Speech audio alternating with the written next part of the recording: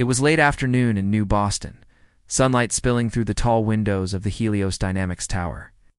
The city outside looked bright and sharp, full of moving cars, air shuttles, and glowing ads that floated above the skyline. Inside the highest floor, Jameson Varick, the CEO of Helios, stood before a long, polished table, waiting for the meeting to begin. He looked calm, professional, and every bit the man who had rebuilt half of humankind's space network. He had spent 10 years pushing the world forward after the great energy crash. His company had discovered a way to make clean power that could last for centuries. He had money, respect, and control. At sometimes, especially when the city around him fell quiet, a part of him still ached. 3 years had passed since his wife Clara had died in the shuttle explosion on her way home from the orbital station. 3 years, and still her absence felt like a hole that nothing could fill. The board of directors entered the room, taking their seats. Everyone talked about numbers, new market plans, and supply routes. A few laughed politely whenever one of them made a joke. Jameson half listened, standing near the window. His mind drifted between their words and the memories that sometimes surfaced without warning. Then something caught his eye on the table, just a small object lying near his seat, almost hidden under some papers. A faint gleam of silver showed where the light struck it. He frowned, leaned closer, and reached for it. It was a locket. For an instant, his breath stopped. His chest tightened in disbelief. The design was unmistakably round silver pendant with a tiny carved swirl shaped like 2 folded wings. Only one person in the world had ever owned a locket like that. It was Clara's. The boardroom chatter faded into silence in his ears.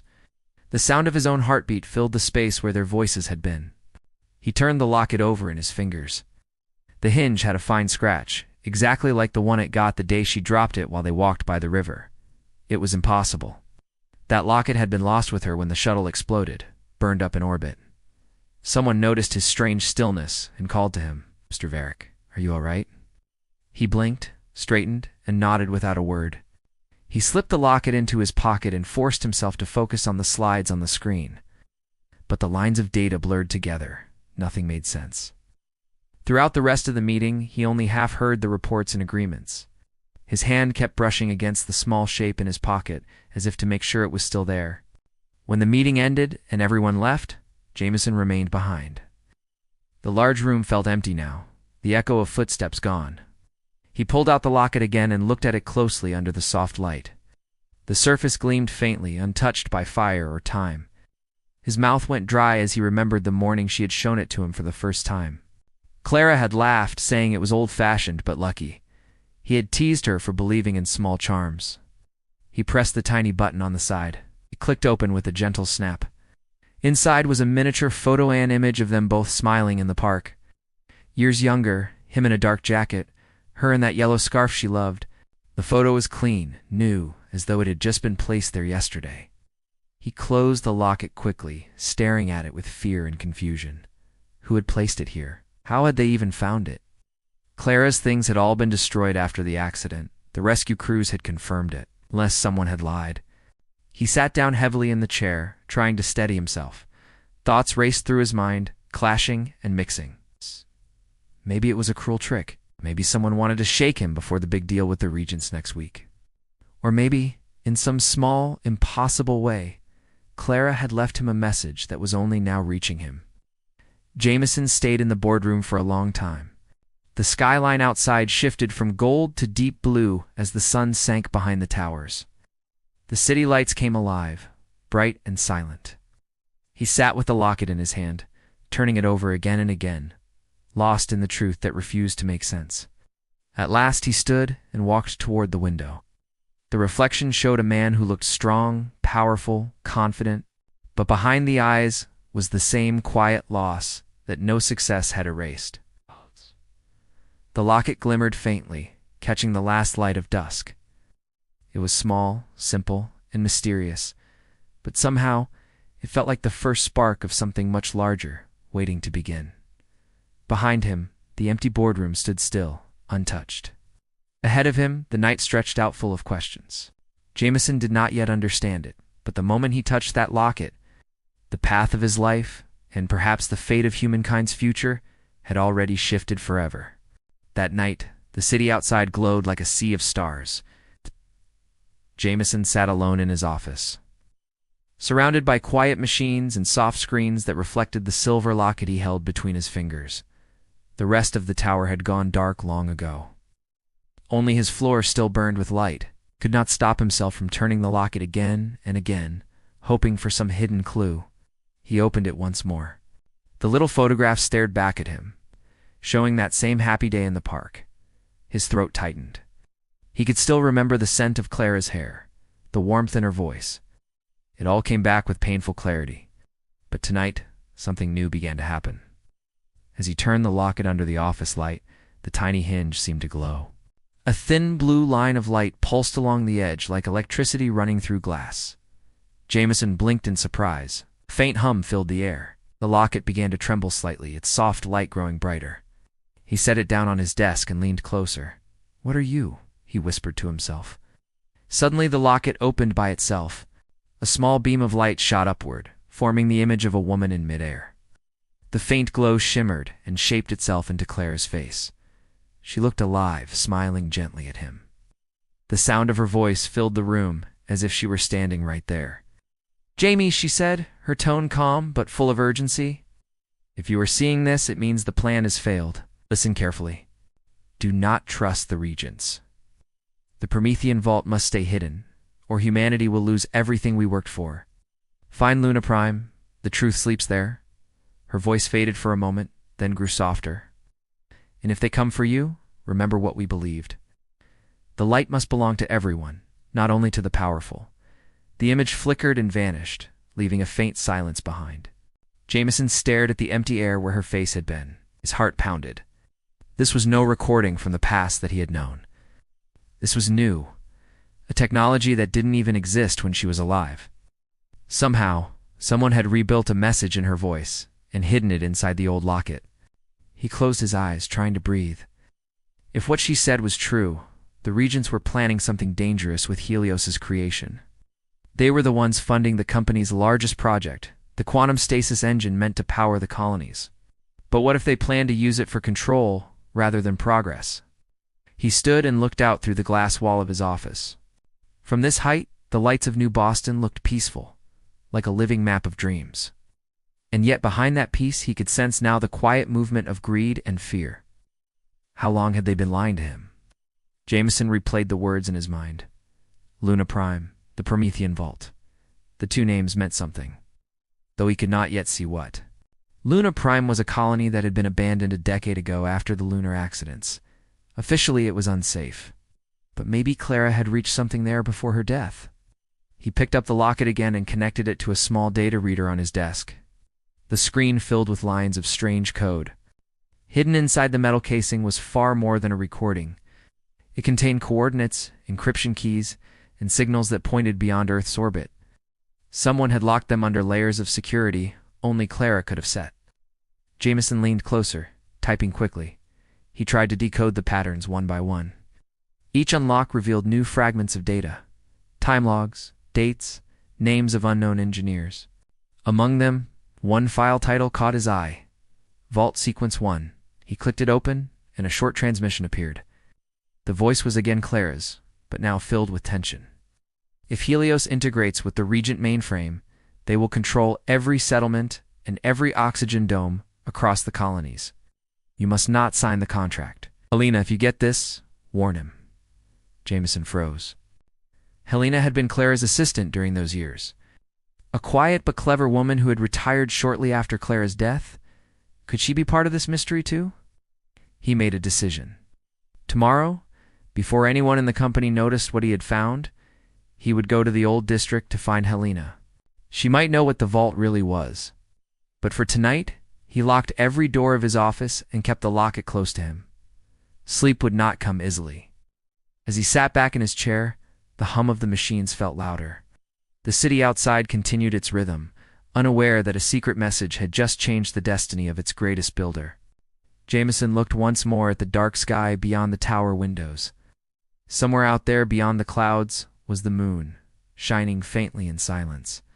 Now he knew that his path would soon lead there, to Luna Prime, to answers that might break or save the entire future of humankind. He closed his eyes only when dawn began to lighten the horizon. The locket rested in his hand, still warm. It seemed to whisper that Clara's story was not over yet, and neither was his. The next morning came early for Jameson. He had barely slept, yet his mind felt clear and sharp. The memory of Clara's voice still echoed inside his thoughts. The locket lay on the desk, dull in the pale morning light. Outside the window, the city woke slowly, full of noise and movement, but none of it touched the stillness in his office. Jameson dressed quickly and left through the private elevator. His driver offered a polite greeting, but he only nodded, his thoughts far away. He directed the car toward the older side of New Boston, where few of the grand towers reached.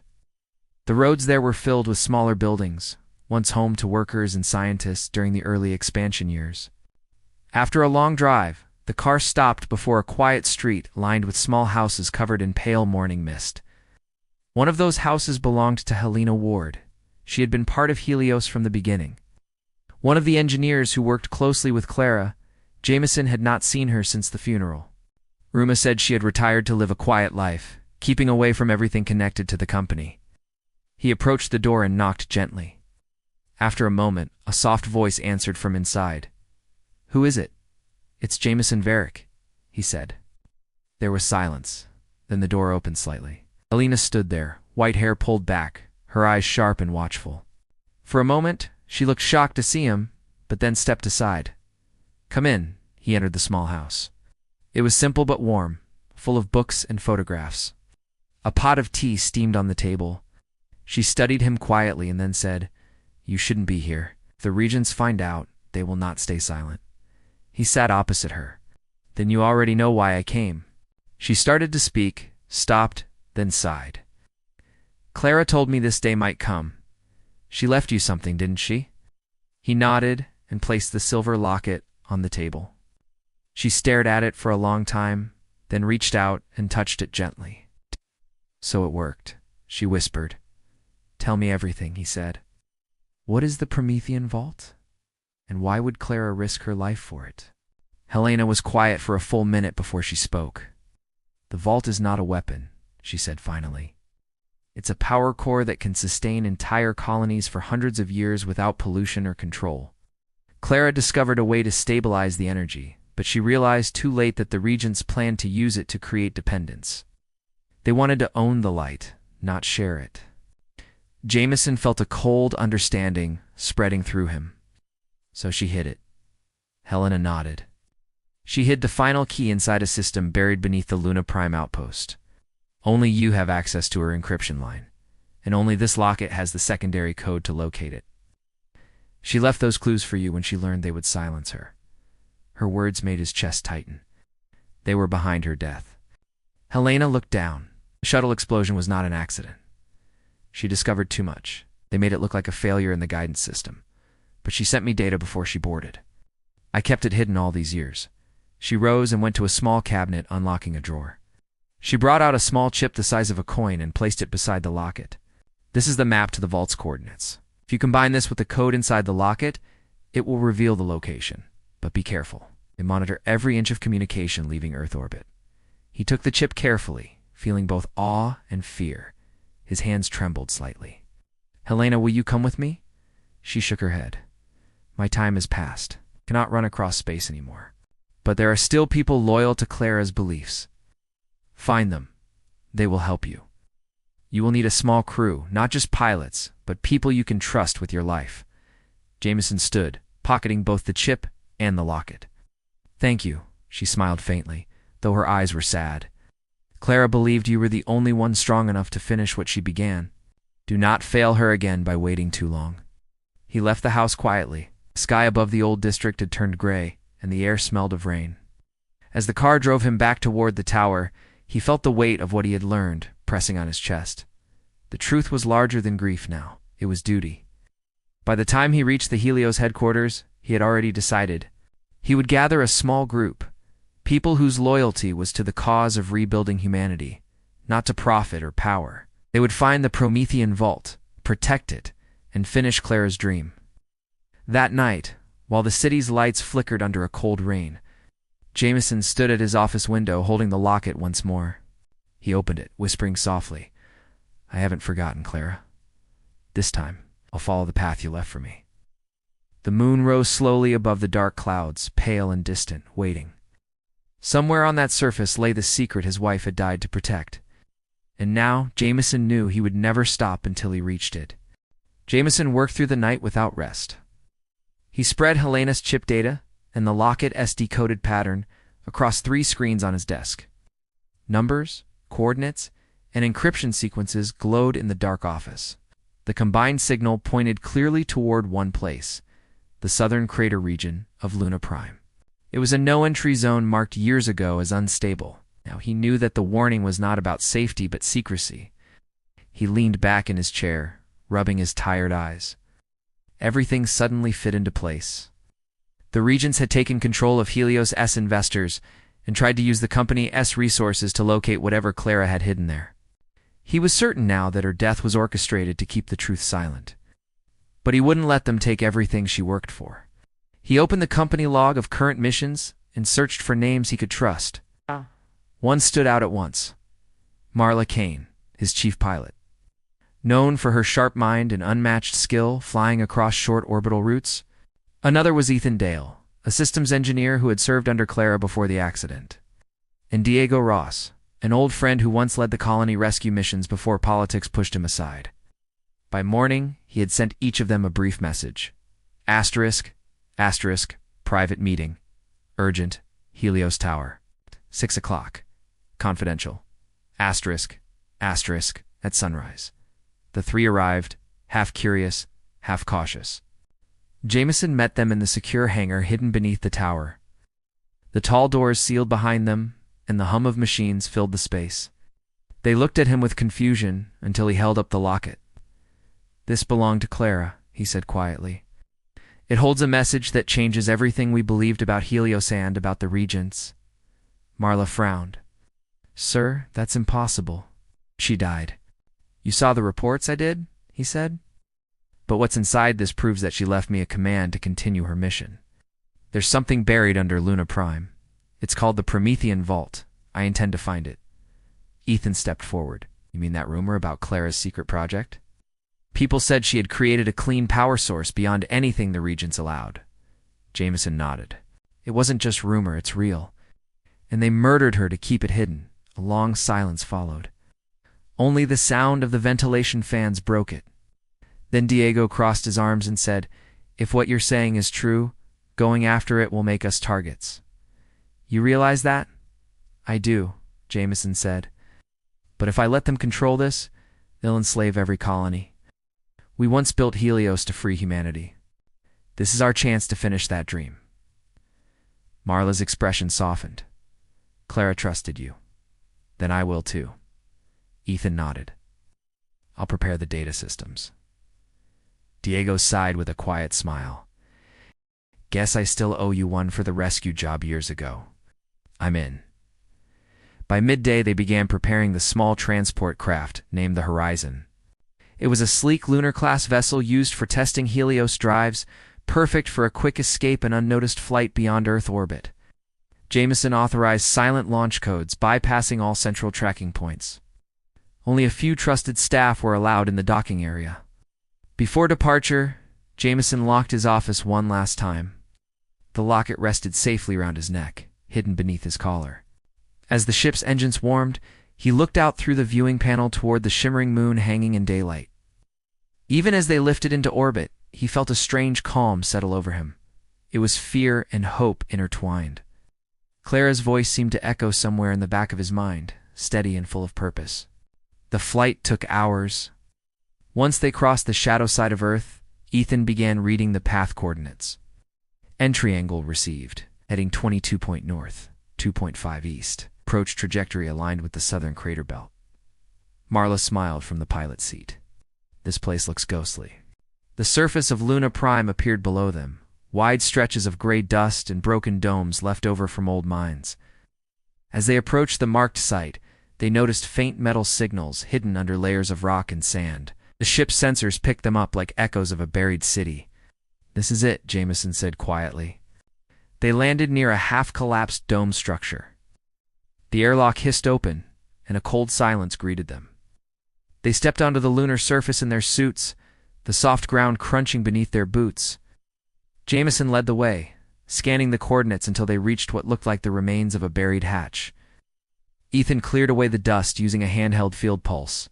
A metal plate emerged, covered with old Helios insignia. Jameson traced it with his gloved hand, feeling a sharp mix of pride and sadness.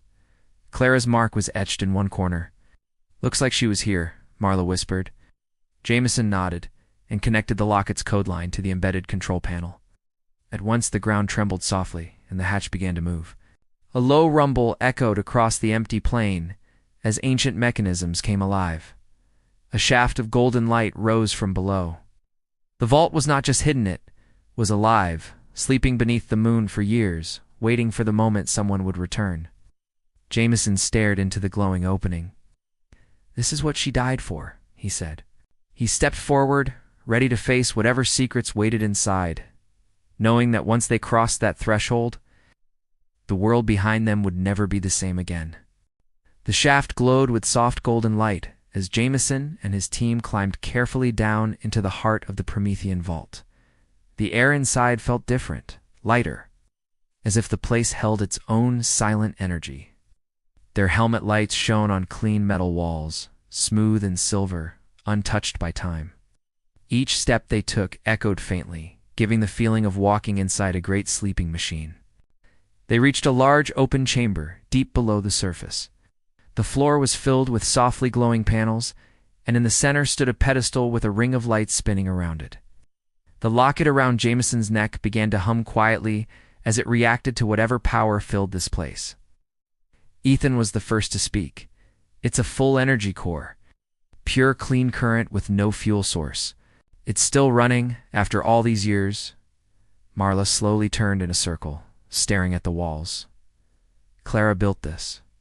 Jameson nodded. She dreamed of giving power to every settlement free from control. This is her dream made real. Diego stepped closer to the central console, scanning the readings. "But if we turn it on fully, it will broadcast a signal. The regents will know we are here." Jameson thought for a moment. He looked at the pedestal. Small circular port shaped exactly like the one on the locket waited for a connection. He pulled the chain over his head and held the locket in his palm. Its surface pulsed with light. "I think this is the final key," he said. Ethan looked uneasy. "Once you activate it, there's no going back. If she built safeguards, they might lock us down or set off a chain sequence." Jameson smiled faintly. "Clara would never build something meant to destroy. She built to heal." He placed the locket into the socket on the pedestal. The room filled with a low hum. Lights across the walls burst to life, tracing lines that formed a great spiral pattern all around them. A soft voice began to play through the air. It was Clara's voice again, echoing through every corner of the vault. "Welcome, Jameson," the voice said. "If you are here, then you found the truth. This place belongs not to rulers or companies. It belongs to all of us. The moment you begin this final sequence, power will spread across every network, free and lasting. Promise me you will keep it that way." Her tone turned tender, as if she were standing beside him. "I knew you would come. You were always the light that guided me. Now let it guide them." Jameson felt tears sting his eyes, but he blinked them away. He straightened and placed his hand over the main control pad. "Let's do what she started." He pressed the activation key. A wave of white light shot upward through the vault, climbing toward the lunar surface. The ground above trembled as energy poured out across the moon, then into the satellite relays and through every transmission line connected to Helios stations around Earth. On the screens in the chamber, they saw cities lighting brighter, even remote settlements on Mars bases glowing as power surged through them. The new current stabilized instantly, spreading pure energy with no cost.